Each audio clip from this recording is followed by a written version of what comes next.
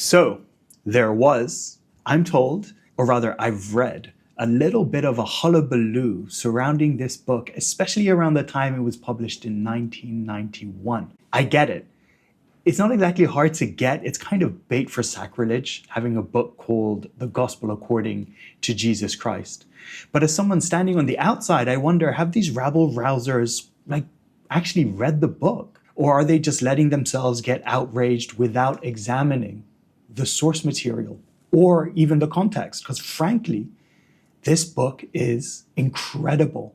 Jose Saramago's Gospel According to Jesus Christ, it takes a super familiar highway of a story, and then it shows us all those little hairy, capillary roads that go in and out of it. And once or twice, I was left with oh my God, did that actually happen? wait, what about when? And I was genuinely surprised, but it never took away from the beauty of the book, because frankly, this book is unbelievable. This is a no spoiler review of The Gospel According to Jesus Christ by Jose Saramago. Oh, like, share, subscribe.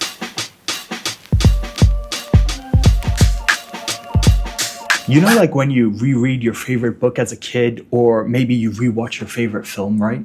And then you suddenly pick up on all of these references and foreshadowing that you've completely missed before. Then because of your adult eyes, you kind of get a fresh perspective and a fresh appreciation for the stories and the characters, right? Well, that's exactly what reading Jose Saramago's Gospel was like a higher resolution image of a very, very familiar story that, to be honest, Was kind of lacking in details to begin with. So what's it about? It's basically just a fictional retelling of Jesus's life. Saramago paints Jesus as a humanized person. He's flawed. His psychology, his human psychology is examined. The question is, how did Jesus, the person, become Jesus, the Son of God? And it's very tenderly done, because Saramago is just a brilliant writer. The 1998 Nobel Literature Prize winner, Portuguese guy, 1922 to 2010, very allegorical and poetic in his writing, and in his ideas, he's subversive and challenging. And his take on Jesus's story, I found it to be very respectful and very compassionate and very true. He wants to get to the truth of Jesus as a person. So Saramago's language, it takes the posture of the other gospels, the legit ones. He has apparently a very Saramago style. He just doesn't use speech marks. I haven't read any of his other books, so I really wouldn't know. And I genuinely thought that his style in The Gospel According to Jesus Christ was a deliberate choice he made specifically for that book. But apparently it's not. Either way, his style of writing works so well. It gives the book a mystique, like an otherness that lends to its feeling authentic and believable, which is crucial for expanding this story because it's so well trodden. His style creates such an atmosphere and it's just beautiful. But it does make me curious, how does Saramago's style affect other types of stories? And I ask that because The Gospel According to Jesus Christ is funny. Reading it, the experience of reading it felt like I was in cahoots with the narrator, Saramago himself. There's a tacit understanding between us because he's telling me a story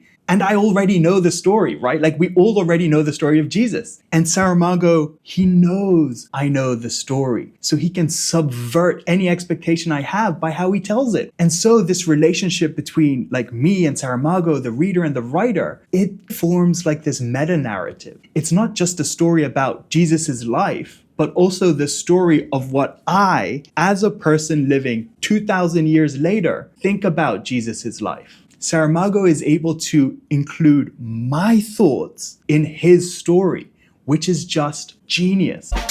Hear me out. The relationship between the writer and the reader, the relationship between Saramago and I, kind of conspiratorial. Because as familiar as the story of Jesus is, the time in which it's set is super unfamiliar. All of the mores and customs and traditions, imagine how weird some of our traditions are.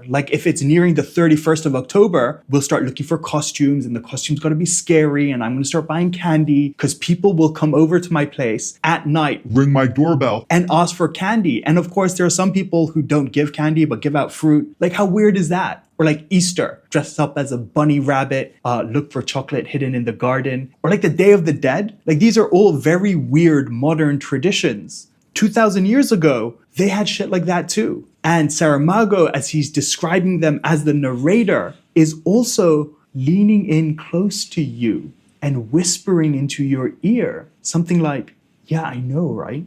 Isn't it weird? So that effect of like Saramago leaning into you, like he's whispering into your shoulder, well, that gives this book a hell of a lot of humor. Because Saramago doesn't quite break the fourth wall, but in highlighting these situations, it's like he's helping tell the story from my point of view too. Like he's standing right next to me. Maybe he's even laughing, right? And so I feel like there's a lot of Saramago in this book. I mean, I don't know, I've not read any of his other books, and he's just an excellent conductor of this story. He's charming, he's witty, and he's like super compassionate. And so I guess overall, I just say, wow, genius. This book really is a masterpiece. Subscribe. Bye.